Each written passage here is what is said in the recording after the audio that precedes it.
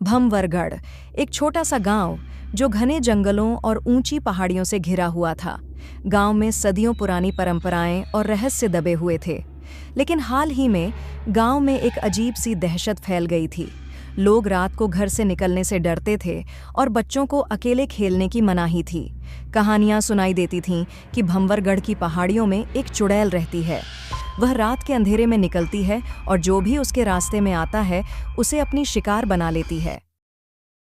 अरे रामू, ये चुड़ैल तो दिन के दिन बहुत परेशान कर रहा है और देखने में भी बहुत डरावनी है। अगर ऐसा ही चला तो पूरा गांव खाली हो जाएगा। हाँ, ये चुड़ैल तो जाने का नाम ही नहीं ले रहा है। रात होते ही कोई ना कोई उसका शिकार बनता है और वो उसका आखिरी रात होता है। चलो फिर देखते हैं आज किसकी आखिरी रात है। गांव में एक युवा लड़का था, विक्रम, जो बहुत साहसी और जिज्ञासु था। उसे इन कहानियों पर विश्वास नहीं था। वह जानता था कि गांव वाले डरे हुए हैं और वह इस रहस्य का पर्दाफाश करना चाहता था। एक रात विक्रम ने फैसला किया कि वह चुड़ैल की तलाश में निकलेगा।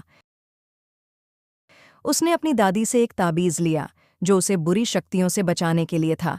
फिर वह जंगल की ओर चल पड़ा।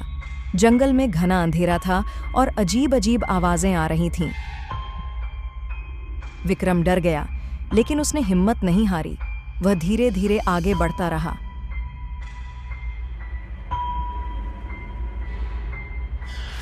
अचानक उसे एक धीमी सी आवाज सुनाई दी।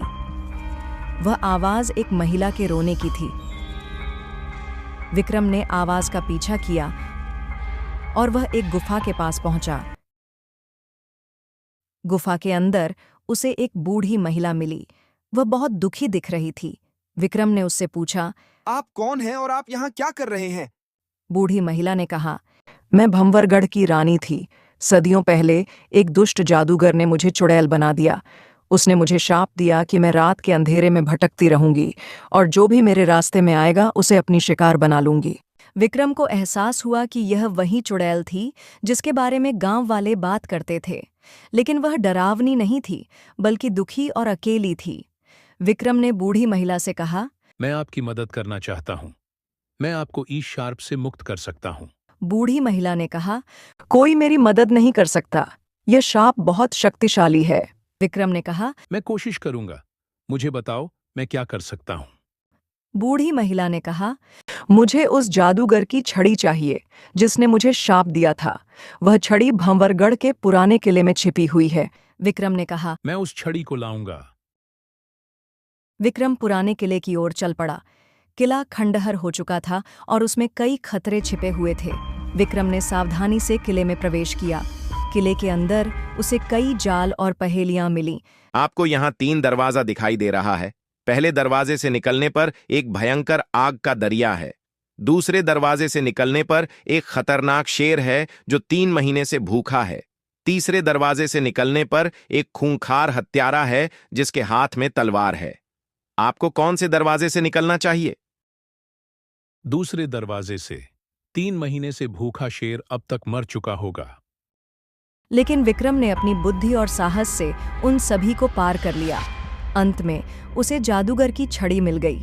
वह छड़ी एक चमकते हुए पत्थर में फंसी हुई थी।